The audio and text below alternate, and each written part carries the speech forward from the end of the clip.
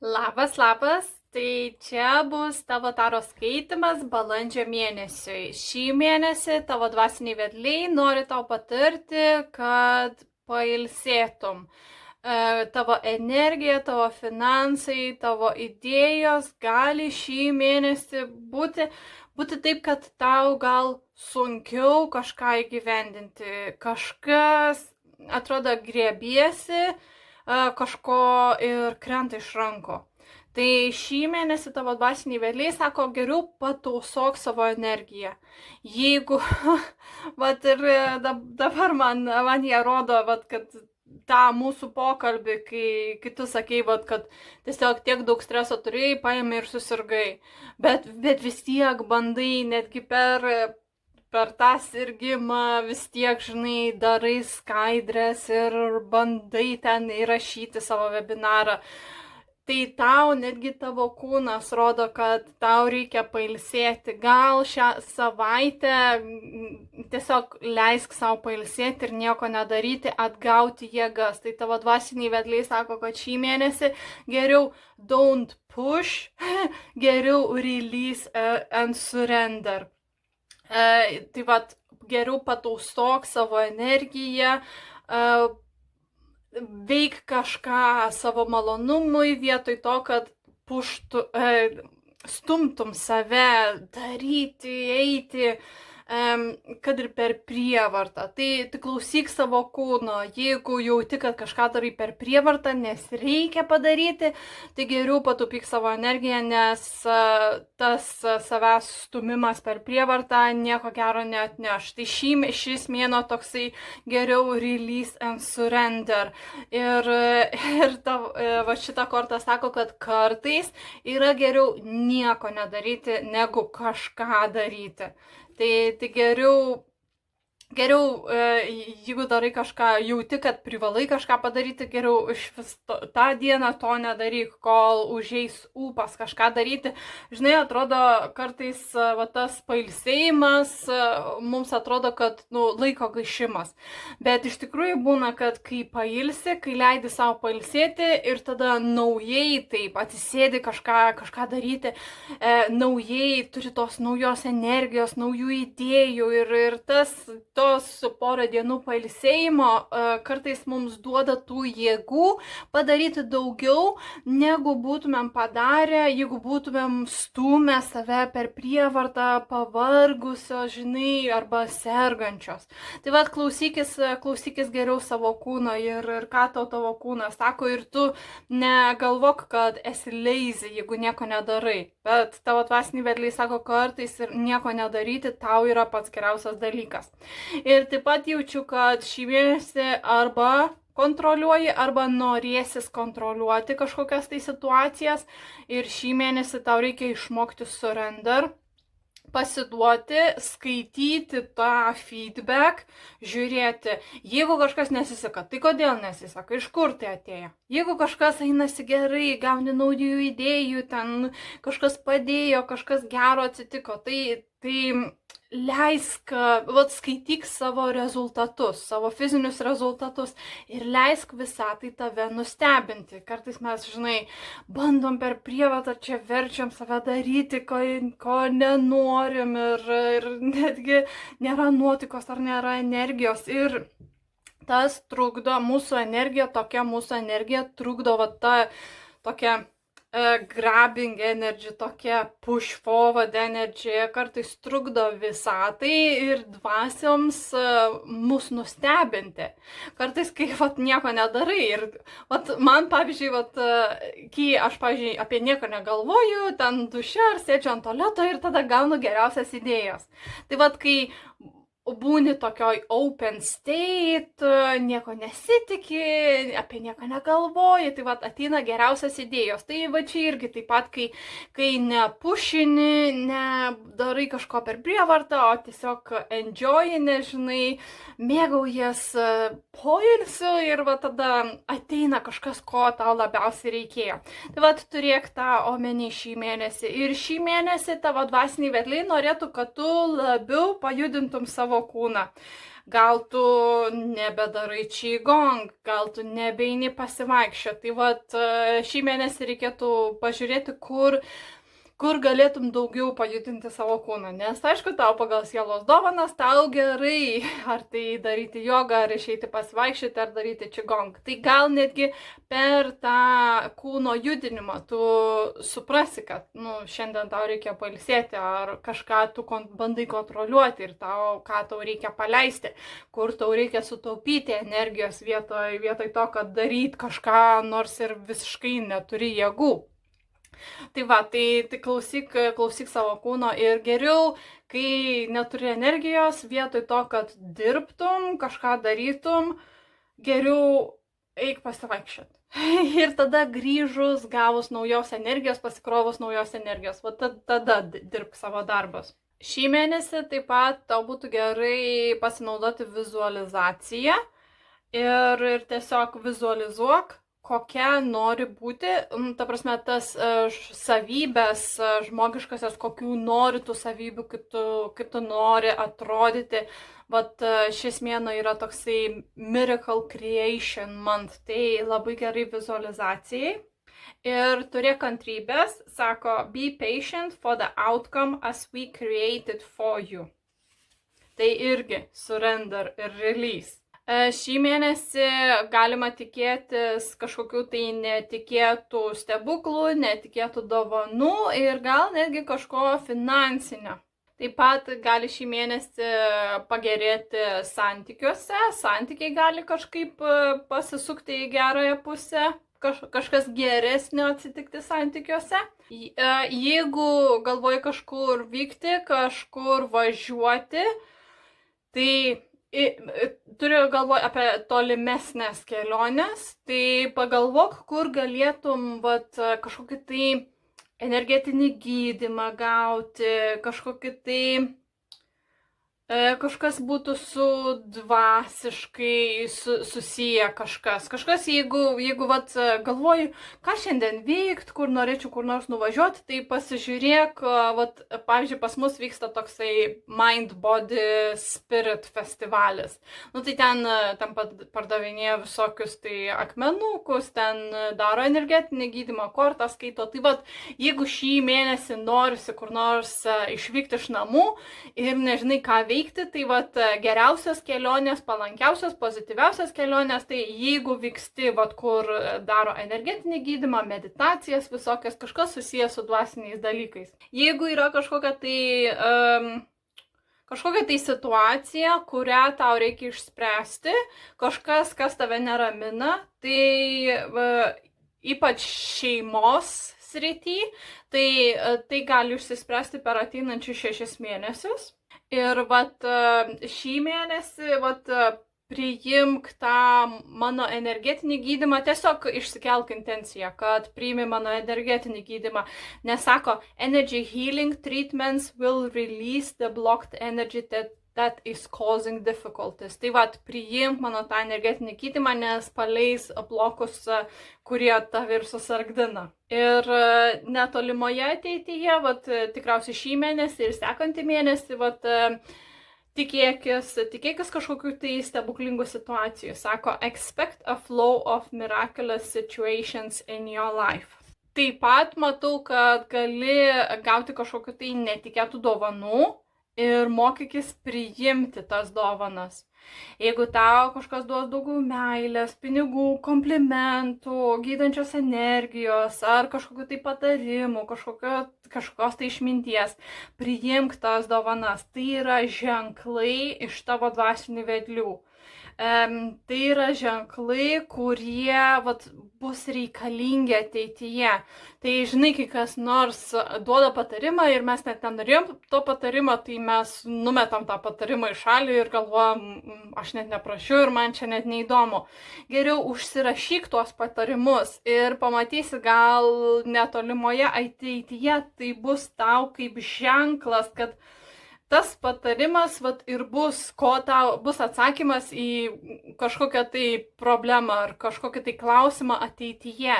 Tai priimk tą, ką tau visą tą siunčia, vat surrender ir nebekontroliuok ir tiesiog priimk viską, kas vyksta aplinkui save, kaip kažkokį tai ženklą.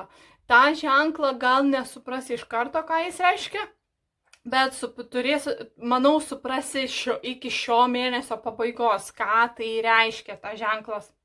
Labai svarbu priimti viską šį mėnesį. Tai, ką darai dabar, arba tai, ką planuoji šį mėnesį, bus long term. Tai turiu galvoj, kad tai, ką pradėsi, arba tai, ką darai šį mėnesį, bus tai darysi, jaučiu, kad porą metų ir man, vat, tą commitment, duosi savo commitment tam, ką pradėsi šį mėnesį arba ką jau darai šį mėnesį, tai bus long term commitment ir aišku bus exchange for more money, tai vat daugiau pinigų pritrauksi. Tai šį mėnesį nepatarčiau pradėti trumpų kažkokiu tai projektu. Apie viską, ką nori pradėti šį mėnesį, gerai apgalvok, ar verta pradėti. Šį mėnesį geriausiai pradėti tik tai long term commitments. Tai kažką, ką darysi ilgus metus. Geriau nepradėk kažko trumpo, jeigu ten, žinai, kažką, žinai, pavyzdžiui, sukūrei ir viskas. Ir žinai, nusimetė. Ir to daugiau niekada nepadarysi, prie to daugiau niekada neprisiliesi, apie tai daugiau niekada nekalbėsi. Geriau tokius darbus atidėk į šalį. Šį mėnesį susikoncentruok į long term commitments, į kažkokius tai projektus, ties kuriais dirbsi ilgus metus, arba kurį padarysi šį mėnesį, bet tai bus tavo gyvenime aktyv ilgus metus. Ta prasme, kaip pavyzdžiui, tu sukūrei hypnobirthing kursą ir aišku, jis jau yra sukurtas, bet tu pastoviai apie jį galvoji, tu pastoviai jį marketinės ir tikriausiai dar tai darysi dar porą metų. Tai bet aš apie tokius projektus kalbu, kad šis mėnuo geriausiai pradėti projektus, kurie turės ilgalaikės naudos, kuriuos naudosi ilgam. Ir žiūrėk, kad kaip planuoji, kad nepadarytum poor financial decisions. Sakau, kad nesimk tokių dalykų, kurie bus tik tai trumpi arba trumpalaikė nauda, nes tai gali atsiliepti ne kaip tavo finansams. Šis mėnuo taip pat labai svarbu, kad tu susiplanuotum tuos long term commitments, kad tu gerai juos susiplanuotum, gerai pasiruoštum ir pagalvotum į ateitį. Pavyzdžiui, ten, žinai, turi kažkokią tai idėją ir galvoji, greitai padarysiu ir man apie tai nebereikės galvoti. Tau reikia, tai yra negeras mąstymas. Šiam mėnesiui tai netinka. Šį mėnesį tau reikėtų imtis kažko tai. Jeigu kažką naujo galvoji pradėti, arba jeigu jau kažką darai, tai tada susiplanuok kažką 3 mėnesiam, 6 mėnesiam, 12 mėnesių, kad tiesiog kažkokį tai gal galutinį tikslą, kokį turi ir nuo to galutinio tikslo, ką tu reikia padaryti per ateinančius 12 mėnesių, kad pasiektum tą tikslą, per 6 mėnesius, kad pasiektum tą tikslą ir taip toliau. Sako, kad turi žiūrėti į ateitį ir planuoti pagal tą ateitį, kaip tu nori, kad tai atrodytų.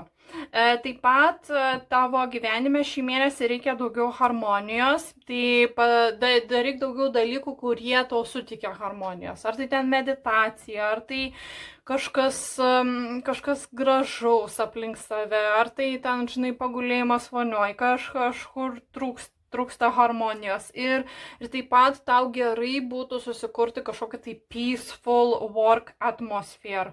Tai tas blaškymasis, kai tave kažkas blaško, aišku, nėra gerai tavo darbui. Tai gerai būtų, kad gal, pavyzdžiui, aš aišku suprantu, kad rojus visada namie, bet, pavyzdžiui, gal gali susiplanuoti dirbti, kai jis dar neatsikėlęs, arba kai jisai nuėjo miegot, arba kai jisai miega. Tai vat susiplanuot geriau dirbti tais tyliais, harmoningais laikais, kai tavęs niekas netrukdo.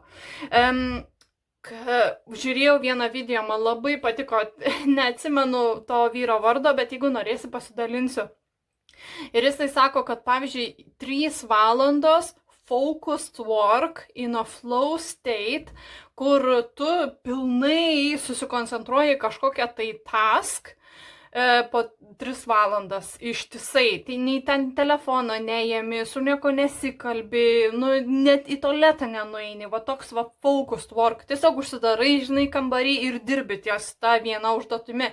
Per tas 3 valandas gali padaryti daugiau, negu žmogus gali padaryti per 2 dienas.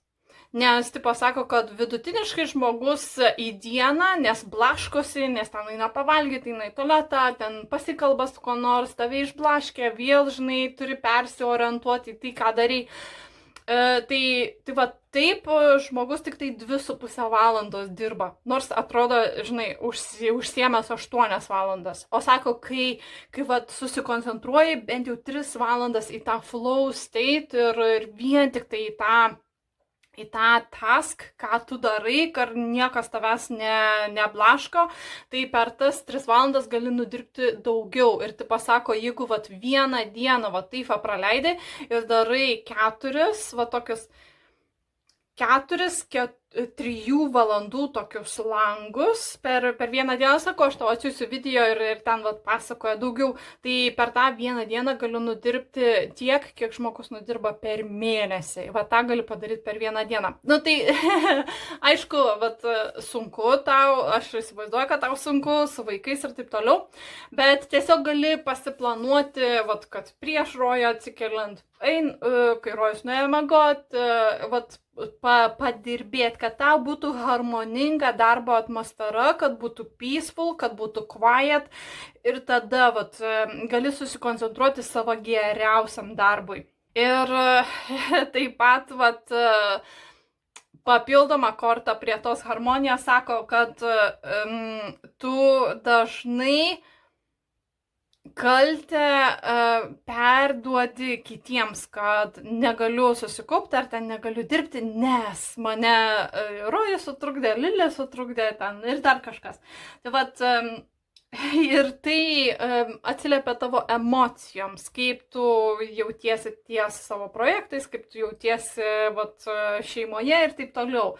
Tai vietoj to kaltinimo, kitų kaltinimo, kad aš čia negaliu, nes Rojus mane trukdo. Tai tu geriau susiplanuok savo darbą tada, kai jisai negalės tavęs trukdyti. Vat rask tas, pavyzdžiui, jeigu gali 3 valandas, arba bent jau valandą to focus work, kada jisai tavęs netrukdys.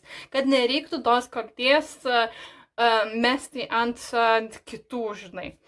Taip pat šį mėnesį reikėtų įnešti daugiau aistros. Aš įsivaizduoju, kad kai pradedi naują projektą, čia viskas labai fainiai, wow, žinai, užsidegi, bet laikui bėgant mes, kai darom tą patį per tą patį, tas atrodo, kas iš pradžių buvo labai exciting, jau praranda tą passion.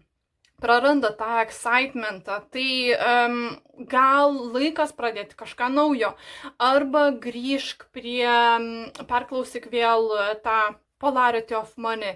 Andrėja, jinai pasakoja paskutinėse pamokose, kaip grąžinti tą passion į savo projektus. Tai pasižiūrėk, kur tavo projektuose trūksta passion. Gal tiesiog tai passion prarandi tada, kai jau viską išmokai, kai tu jau viską moki. Tai laikas tada pridėti gal kažką naujo, pradėti kažką naujo, kur vėl, žinai, vėl būtum passionate apie kažką. Tai šį mėnesį pagalvok, kur galėtum įnešti į savo projektus, į savo gyvenimą daugiau tos passion. Jeigu, pavyzdžiui, negali ties savo darbo įnešti kažkokios tai naujos aistros, tai tada gal, žinai, su draugais, gal gyvenime, gal šiaip santykiuose pasižiūrėk, kur galėtum tos passion. Tiesiog tavo dvasiniai vedliai sako, kad šį mėnesį vat gerai būtų įnešti kažkokios tai naujos aistros, į tavo gyvenimą tam, kad padėtų gal tau ir surrender, ir release, ir priimti tas dovanas, kur visata tau atneša. Nes kai tu nejauti tos aistros, kai tau atsibodo jau tai, ką darai, viskas nuobodu, atrodo tas pats per tą patį, tada tu susikoncentruoji labiau į pinigus, į tą materialistinį požiūrį. Bet daugiausiai mes tos satisfaction iš savo darbo pasisemiam, kai mes dirbam for the sake of doing it, for the sake of being creative. Tai kai aišku, nebėra tos aistros, tada mes galvojam apie pinigus, iš kur uždirbti daugiau pinigų, kaip gauti daugiau pinigų, kaip čia pasikelti kainas ir taip toliau. Ir visiems taip atsitinka, tai tu nesijaudink. Tai tiesiog žiūrėk, kur galėtum įnešti naujos aistros tam, kad savo tą žvilgsnį galėtum nukelti nuo to materialistiškumo ir kad tai nebūtų tavo pagrindinis variklis. Tai vat šį mėnesį tiesiog gali pamastyti apie tai. Ir vat kaip sakiau, geras metas pradėti kažką naujo, kažką naujai pradėti daryti, kažką pakeisti, tiesiog fresh start. Pasižiūrėk, kur tu vat galėtum pradėti long term naują kažką.